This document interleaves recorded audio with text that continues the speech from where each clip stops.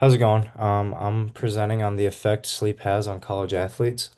So get right into it right now. I chose this topic because I think it is an overlooked issue, and since taking this class and especially being a college athlete, it's definitely prevalent in today's world, um, just with sleep and college athletics. Um, yeah, the main problem is simple. I think it's a hidden crisis in college athletics. Um, And so college athletes are some of the most deprived people on campus, just super busy schedules, and all that. And athletes age, or average age is about 17 to 23, which is a super important time, for growth, both physically, mentally. And so I think the stat that really stands out is like around 25% of college athletes, suffer from like sleep issues. And that was a study of over 1,000 athletes between four different universities. So I think that stat just stands out to me, like crazy, and shows that the problem is so widespread and super prevalent today. Um, and so athletes are generally told, I think we're all generally told about 8 hours per night. But I don't think most people ever reach that really, especially with busy schedules of college athletes. Um, and so less than 50% of student athletes undersleep and don't get the sleep that they're recommended, um, which matters and has its effects. And so these sleep effects are on all NCAA levels. So but from Division 1 down to Division 3 on all levels, no matter the school, conference, or anything. So I find that super interesting. So the historical context. Um, so the history ex helps explain why the issue has lasted so long. So before the 2000s, sleep was mostly treated as a passive rest. And athletes and coaches were simply told to sleep because it was important, but were never really given any science behind it or good reason. And so in 2009, there was a shift. And so there's a new, Samuels described sleep as a new frontier in high performance. And so that allowed everyone to kind of look at sleep as a way to recover and to help perform as well. And so then in 2011, there was stronger evidence. Um, and it is a basketball sleep study that I'll get to in a second, but that also helped tremendously, for sleep. And then by 2019, the NCAA has started to formally recognize sleep, in policy guidance and, athlete wellness discussions as well. So the view has definitely changed over time in a good way. Um, and so getting into health and safety, um, the sleep extension study, as mentioned, um, I think is the clearest example of, how vital consistent sleep is. And it was college basketball players slept for 10 hours a night, and um, it showed faster sprint times and better shooting percentages, both free throws and three-point shots.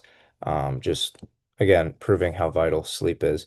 And then moving into travel and jet lag and circadian disruption. For teams traveling across time zones, jet lag is extremely important. It disrupts sleep, creates fatigue during the day, affects the stomach, um, disrupts your focus. And also, circadian disruption means the body clock gets pushed out of sync. So, moving to the concept from class that jet lag disorder occurs in people traveling rapidly across time zones.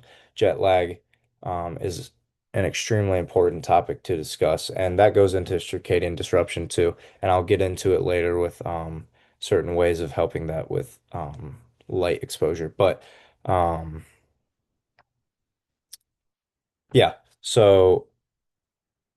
If I think just ultimately if travel across time zones can raise safety risks in things such as driving, as we've talked about in lecture, then it makes sense that it would also hurt athletic focus, academic work, which ultimately has risks physically and, both mentally, affecting your play and your schoolwork.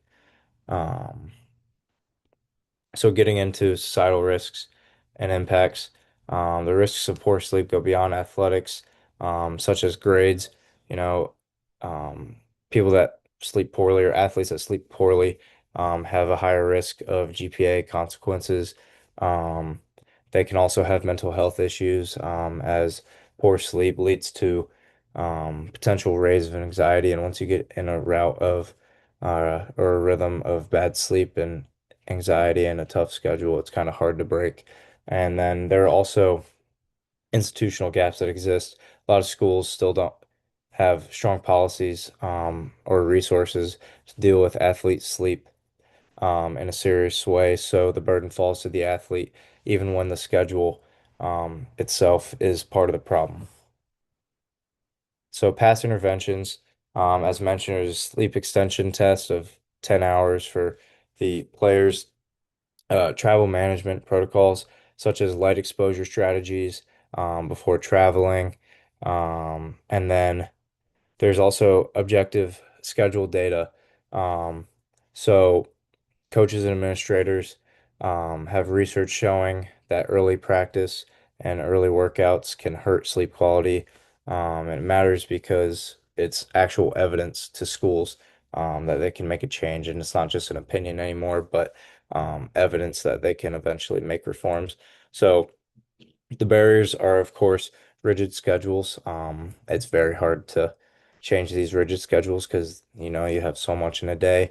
You also have untrained staff, so they can't really help you with improving your sleep very much because there's not much sleep education that college athletes get. And then also cultural resistance. And so I think this is the biggest one where there's just a culture in college athletics that is get up early, go work out. It's a form of discipline. So I think that's going to be a really hard thing to beat and has been a hard thing to beat. And so, uh, my proposed solution is mandatory sleep education. Every athlete should get basic sleep education, sleep hygiene, jet lag science, and help on your circadian rhythm. I think staff should also learn this as well, and then get into schedule reform, eliminate early morning practices before 8 a.m. When possible, and just to see the impact that that will have.